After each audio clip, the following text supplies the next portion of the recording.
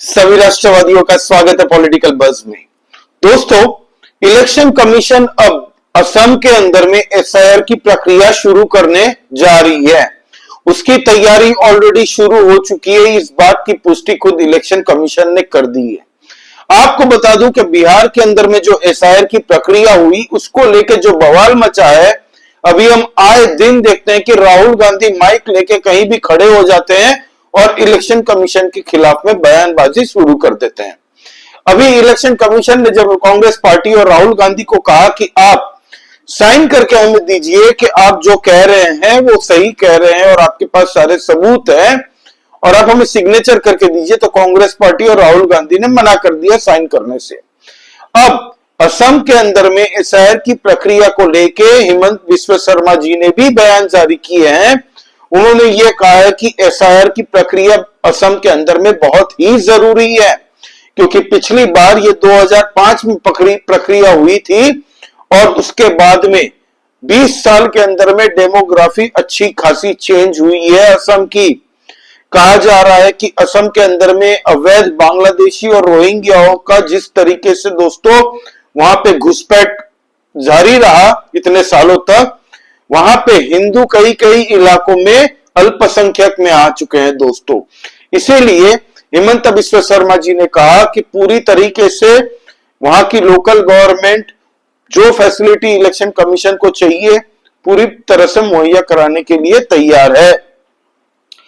हालांकि election commission ने already BLO, BLA सब कोई जितने भी लोग इसमें काम करेंगे उनके लिए तैयारी करना शुरू कर दिया है। अब दोस्तों, कई ऐसे इलाके हैं, आपको पता है कि असम में जब भी चुनाव होते हैं सबसे बड़ा मुद्दा वहां का होता है दोस्तों अवैध बांग्लादेशी और रोहिंग्या। और ये आज से नहीं है, ये बहुत पहले से है। कई सालों से हम देखते हैं कि असम में जब भी लोकसभा या विधानसभा के चुनाव हो वहां पे अवैध बांग्लादेशी और रोहिंग्याओं का मुद्दा सबसे बड़ा रहा, क्योंकि वहां के स्थानीय लोगों के रोजगार ये लोग छीन लेते हैं दोस्तों, उनकी जमीन जबरदस्ती अतिक्रमण कर लेते हैं दोस्तों। फॉरेस्ट लैंड, आपको पता है कि पूरे असम के अंदर में इस वक्त में एविक्शन ड्राइव चल रहा है।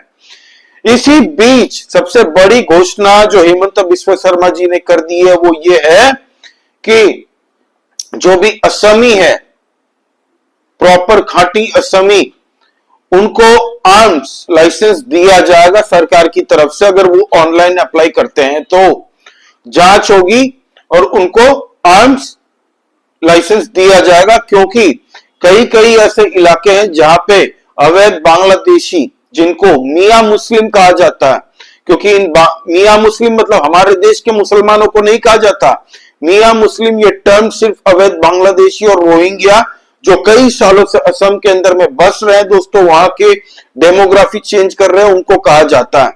आपको बता दूं कि कुछ दिन पहले कुछ लड़कों ने मियां लैंड की मांग कर ली थी, ये कहते हुए कि अब हमें मियां लैंड चाहिए असम के अंदर में, असम के टुकड़े करके हमारी अलग बस्ती, इतनी आबादी हो चुकी है एक इलाके में, तो हमें अलग से मियां लैंड चाहिए। तो हेमंत बिस्वा शर्मा ने कहा था बड़ा मियां लैंड तो तुम्हारा बनेगा, लेकिन यहाँ पे नहीं, बांग्लादेश में बनाएंगे हम, और बांग्लादेश भेजने का कार्य मैं करूंगा, ये हेमंत बिस्वा शर्मा जी ने कह दिया था।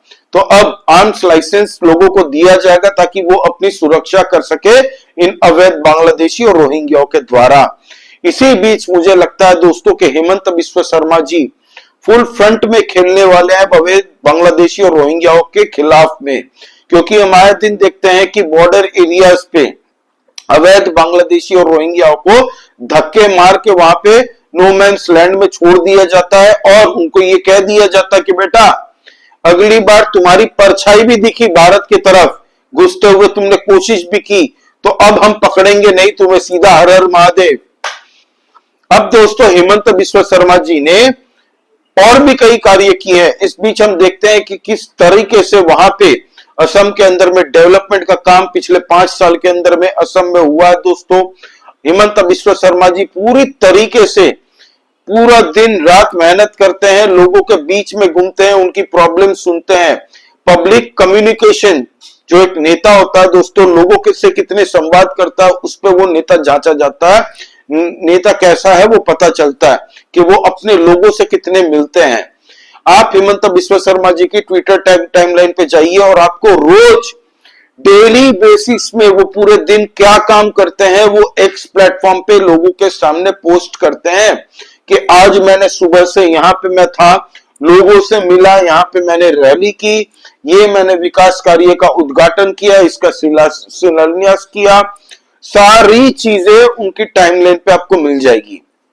अब बिहार जैसी एसआईआर की प्रक्रिया, बिहार में आपको पता है कैसे 66 लाख 66 लाख लोगों का नाम काटा गया, जो जिनकी मृत्यु हो चुकी है, जिनके एक से ज्यादा वोटर कार्ड है दोस्तों, जिन्होंने पलायन परमानेंटली कर लिया है बिहार से हमेशा के लिए, दूसरे राज्य के सिटीजन बन चुके हैं, वो उनके नाम काटे गए हैं।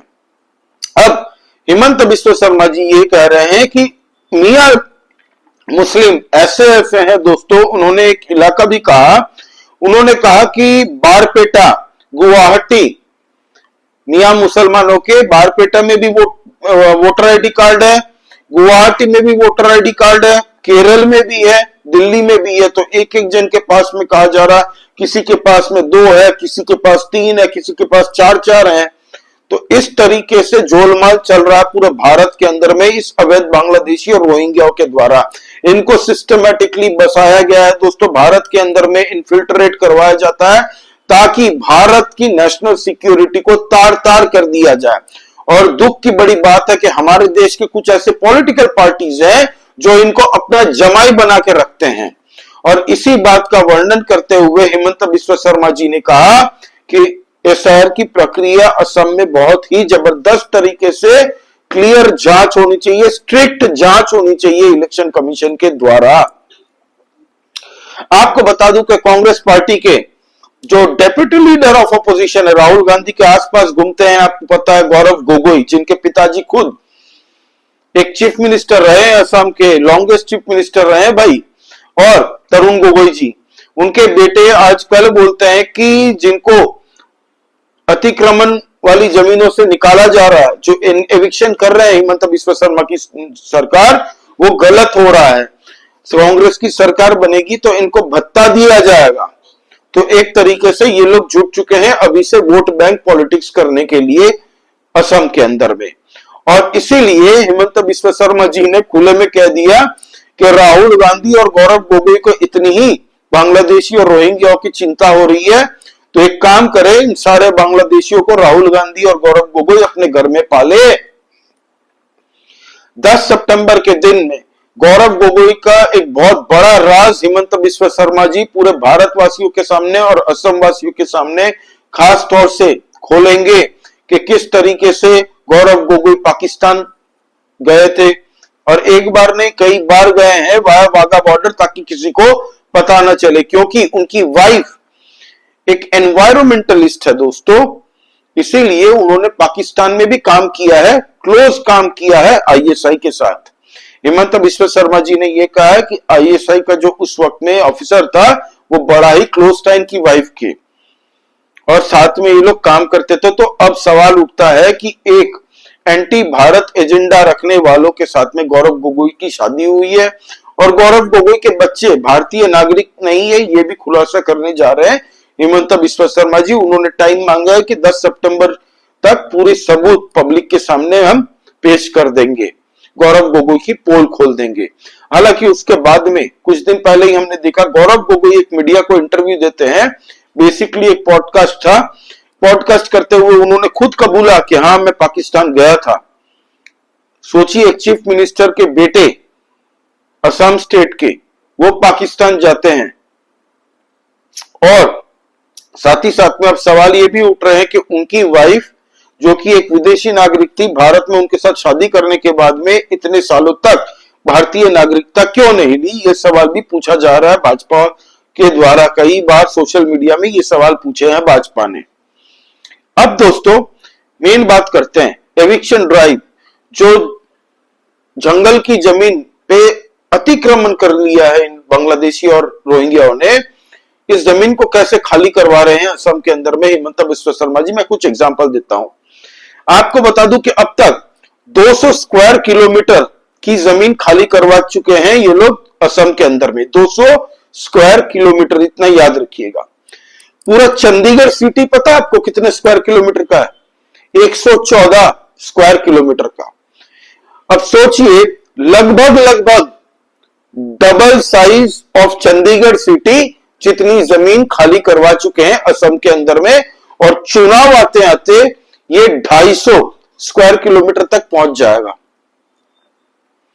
तो सोचिए कितनी जमीनें इन लोगों ने अतिक्रमण करके दोस्तों पूरी तरह से डेमोग्राफी चेंज की है। हिमंत बिस्वा शर्मा जी कहते हैं कि हमारे चाय बागान से लेके असम के जो कोल रिजर्व्स है दोस्तों, जो वहां की ऑथेंटिसिटी होता है, जो वहां के फार्मर्स है, उनकी जमीनें भी इन लोगों ने नहीं छोड़ी। हर जगह पे ये लोग नौकरी में लग जाने की कोशिश करते हैं और पूरी तरह से अतिक्रमण करके उस एरिया में वहां के जो लोकल रेसिडेंट है उनको माइनॉरिटी में बना देते हैं ये लोग। इसीलिए आर्म्स लाइसेंस के लिए उन लोगों के लिए ऑनलाइन जो प्रक्रिया आएगी, उनकी रजिस्ट्रेशन आएगी, एप्लीकेशंस, उसको एक्सेप्ट किया जाएगा। ये हिमंत बिस्वा शर्मा जी ने कहा कि उनकी सेफ्टी और सिक्योरिटी के लिए, ट्राइबल्स लोगों के लिए, अपने असामी अहोमिया लोगों के लिए, और बोडोलैंड को लेके भी उन्होंने कई बातें की है कि बोडोलैंड के अंदर में जबरदस्त विकास करने की जरूरत है। और अब आने वाले टाइम में हो सकता है कि बीजेपी वहां पे बोडोलैंड में अकेले चुनाव लड़े, और एक बार बीजेपी वहां पे जीत जाएगी तो पूरी तरीके से वहां का विकास होगा। अब दोस्तों, एक तिनसुकिया जिले के अंदर में एक एरिया है लोहारी काचारी गांव। इस गांव में एक अवैध मदरसा था। इस मदरसे को वहीं के स्थानीय लोगों ने इस रविवार को, मतलब परसों दिन, तोड़ दिया। अब बताया यह जाता दोस्तों, 1 साल पहले एक बंदा आया था जिसका नाम था नूर इस्लाम। इसने आस्ते आस्ते क्या किया, एक मदरसा बनाने की कोशिश की और शुरू कर दिया इसने काम। और 1 साल के पहले ये हुआ था, 1 साल पहले मतलब 2024 में वहां पे बन गया, अवैध तरीके से एक मदरसा बना लिया, और वहां पे कुछ संदिग्ध लोग भी देखे जाते थे, बीच बीच में कुछ बच्चे भी आते थे। तो वहां के लोग इतने गर्म हो गए कि उन्होंने कहा कि साला ये मदरसे को हम तोड़ देंगे। तो वहां एक मस्जिद कमेटी है दोस्तों, पास में एक मस्जिद है, तो मस्जिद के लोगों ने क्या किया, एक बुलडोजर मंगा के मदरसे को ही तोड़ दिया, क्योंकि वो अवैध तरीके से बनी थी। ये मस्जिद के लोगों ने भी कहा कि हमें नहीं पता ये साला किसने बनाया है। और अब ये जो बंदा है नूर इस्लाम, वो जब मदरसा टूट रहा था तब वो पास में खड़ा था। तो अब लोग उसको भी ढूंढ रहे हैं, और जो अवैध संदिग्ध लोग आते थे उसको भी ढूंढ रहे हैं वहां की पुलिस प्रशासन। हालांकि वहां की मस्जिद अथॉरिटी, जो वहां के लोकल असामी है, उन लोगों ने भी इस बात की पुष्टि की कि हमें नहीं पता ये मदरसा कौन है, किसका है, अवैध तरीके से है, तो हम ही बुलडोजर मंगा के इसको तोड़ेंगे। साथ ही साथ में एक मस्जिद की दीवार भी थी, मस्जिद वालों ने ही खुद तोड़ दी, क्योंकि वो नाले के ऊपर में बनी थी। तो इस बात की मुझे अच्छा लगता है कि असम के जो स्थानीय मुस्लिम है वो भी सेम प्रॉब्लम फेस कर रहे हैं इन साले अवैध बांग्लादेशी और रोहिंग्याओं के द्वारा, जो प्रॉब्लम सबको फेस करते हैं। पूरे असामियों की बात करता हूं मैं।